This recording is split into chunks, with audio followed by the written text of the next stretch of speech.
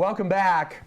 I'm excited to talk about a film that has been some time in the making, as all of them are here at the Sundance Film Festival, and I'm pleased to be joined by a fellow who is bringing a film he has many times before to this festival as a producer, and now he has stepped behind the lens and taken the helm. I'm pleased to discuss the film Puzzle with its director, Mark Turtletaub. Good morning. And thank you so much. Welcome, and thank you for being here, and congratulations. Thank you, Terry. Before we talk about the specifics of the film, talk about your personal experience with doing this. I'm sure that anytime you hang around a film set, you're always learning. You have a great deal of experience, but it must have been an exhilarating thing to say, I'm doing this, I have the confidence, I know the story I want to tell. Talk about your experience as a director. You make it sound like I have much more confidence than I do, Terry, so thank you. We're on the same journey, right, my friend. Right. So, you know, it's interesting. When you're producing, your primary relationship are with the writer, if the screenplay is being worked on, which typically it is, with the writer, and then with the director. Finally, some with the editor. So it's principally with 2 or 3 people that you're working with. When you're directing, you're working in collaboration with 130 people. And so that's the biggest difference, and that is that you really get to feel what a collaborative art it is.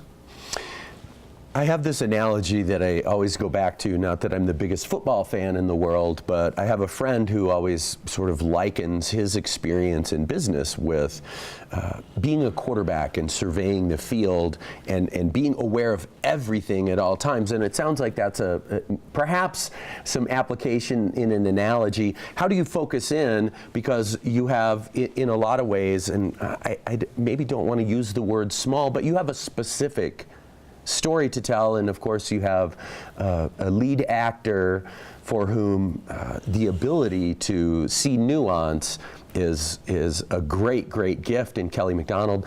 And talk about that relationship and about putting all of the defensive secondary, and I'll stop with the analogy now, but to really focus in on when story becomes performance and you give the story to the actors. Yeah, well, those are several questions in one, Terry. Yeah. I think to begin with, as a director, you run an interesting path, and that is, on the one hand, you have to hold to your vision of the story, and you have to be sort of maniacal about telling that story, and the way it looks, the way it sounds, the way it's performed.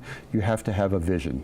At the same time, you also have to have ears that will allow you to hear really good ideas. And so you take information from many different places and you go, not that one, not that one, that one, that's a good idea. And so you're running an interesting balance of having a strong vision, but also being open enough to be able to listen to what other smart people have to say.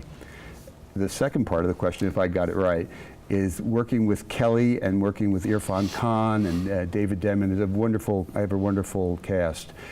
You're working with world-class actors. And I think earlier in my career, I had a very definite idea of how you would prepare with an actor. And it involved rehearsal, and it involved a picture in my mind of how that performance would take place. Now I don't rehearse at all. I cast as well as I can, in this case, tremendous casting. And then I leave the actors free to bring what they can bring in.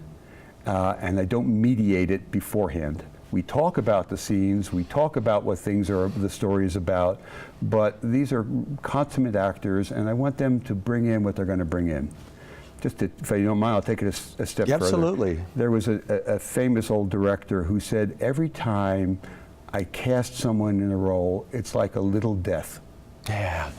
And what he meant was, I have an idea how that role should be played, and I have an idea how those words should be said, and when I cast somebody, they're going to do it differently, and so it's a little death. And I look at each time I cast one of these actors in this movie and in any of our movies as a gift, because they're going to bring something in that I didn't expect, and because they're so talented, if I'm smart, I'll listen to what they can bring in. Sometimes we make adjustments, but more often than not, we just allow to come in what can come in. Does that mean that you will shoot a scene more times than you typically might if there had been a rehearsal in place where you're just kind of executing, so to speak, or do you trust a few takes and say, well, the performer has made their own preparations, or do you do a bunch of takes? No, I'm not a guy, there are directors, I'm sure you know who they are, who do literally 60 takes. And again, I think that's because they have such a firm idea of how they want those particular words said or the motions to take place. And if you don't hold to something so fixed, then you can allow something fresher to come in.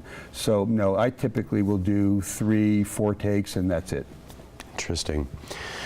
As we talked a little bit before we came on and moving toward the story of Puzzle, I think all of us can relate to some sense of, I don't know if alienation is the right word, but some sense of remove from maybe the central meaning in our lives, or a sense of rootlessness. I don't know where I'm going, and the sense that I have gotten in preparing for our conversation is that your central character, Kelly's character, has that and finds in a very simple and I think elegant literal way. I don't know metaphorically if it's heavy, but the puzzle is the thing. The puzzle is the journey. The way she finds herself. I think that's true, Terry.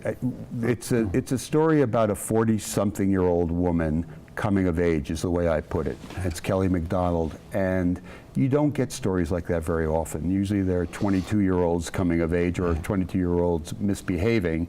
This is a 40-year-old woman coming of age. And for her, I don't think that she's living a life of quiet desperation when we meet her. She's unaware. Yeah. She doesn't know what she doesn't know. Yeah. So her whole life is very much involved with taking care of her husband and taking care of her 2 boys. And before that, she took care of her father before he died. So her whole life was very narrow. And then she discovers, through a gift that she gets of all things, a jigsaw puzzle, that she has an affinity for doing that. And as she begins to follow that interest till it becomes a passion, it leads her out of her tiny little world with her husband and her children in Bridgeport, Connecticut, down to New York City. And then she meets, I don't want to tell the whole story for everyone, but then she meets someone and her life begins to open up in ways that she never could have expected. So she's never desperate, she's always intelligent, she's kind of quirky from the beginning, but all of her authentic self will just begin to leak out in the beginning, and then once she begins to transform, the stories about how it opens up and changes everyone around her. And another observation that I felt really connected to was the fact that you use this phrase, and we both physically opened up. Use our hands of opening up, but she keeps this to herself from her loved one, from her husband, from her children. Yeah. It's the life she had been living in Bridgeport. It was defined from her probably since she was a child. Her mother died early in this story, so she doted on her father. So all she knew was taking care of her family and her responsibility. When she steps out, they could not accept that. They couldn't understand. Her name is Agnes. They wouldn't understand that Agnes, if you will. And so she's afraid to tell them about her life, so she conceals it until it's gone too far and she can no longer conceal it. Let's talk about screenings. In the end, of course, the reason that we come together is we want people to see millions of people to come indeed and be waiting in line tonight. Everyone here in Park City to see the film, but of course beyond. You mentioned tonight. Talk about screenings that are coming. So we have a screening tonight at 6:30 at Eccles, which is the world premiere, and we're quite excited about it.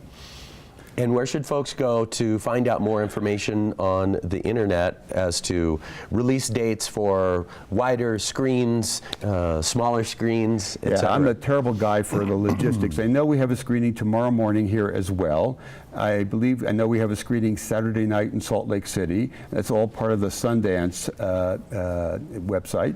But beyond that, until we don't have a distributor, we haven't sought a distributor. So after tonight, we'll have a distributor, and in a few months, we'll be able to come back and tell you all about it, hopefully. That's fantastic.